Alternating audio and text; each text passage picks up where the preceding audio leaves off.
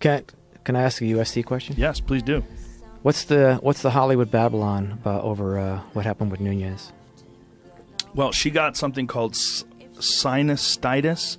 She has apparently like severe sinus infections that affect her balance, and they get really bad. Okay. And she got one the day of the weigh-ins. She made it through the weigh-ins, and then she was having like a serious episode to the point where they checked her into the hospital. And the word was that she wanted to compete, but her coaches did not want her to compete. They're like, look, you're having like a really hard time like walking. Like apparently when your sinuses get like really inflamed, it fucks with your equilibrium. Inner ear, yeah. This is second and third hand, by the way. Right. I didn't talk to her. Right. And, that's what you'd have to do. You'd have to have her talk about it. But it's super unfortunate because that was, in my opinion, was the highest level women's MMA bout ever. In terms of the overall ability of the two athletes. I think Valentina Shevchenko and Amanda Nunes, they represent the peak. Yep. This is the best we've ever seen. Yep. Nunes is a ruthless knockout striker.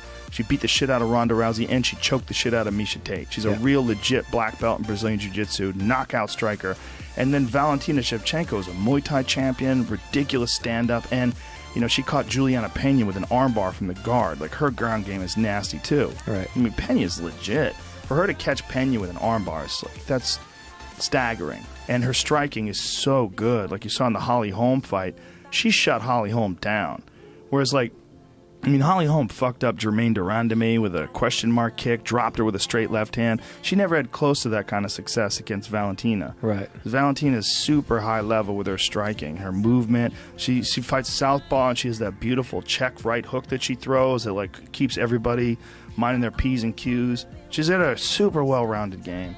So it's really unfortunate that those two didn't go at it. But yeah, that was going to be a good fight. I think they're going to schedule it again for the event that is after the end of July event. I think it's 2/15 they're going to schedule it for. Okay.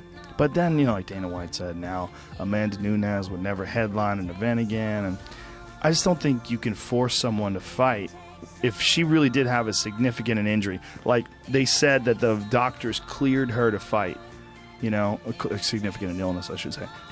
They said the doctors cleared her to fight, but she chose not to. That was like the company word. But if she's was that fucked up, I just can't imagine she wasn't that fucked up. I mean, it's got to suck if you spent millions of dollars promoting a fight, and then here it is, and then the people bought the pay-per-view, and then it falls apart, and you got to give refunds, and I don't know what the fuck.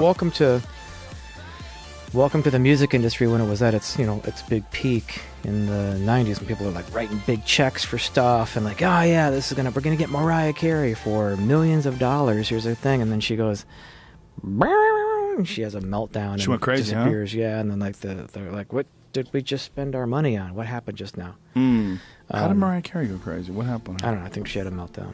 One of those. Maybe she got a bad dick. Wow. I just wonder if you catch a bad dick. Wow.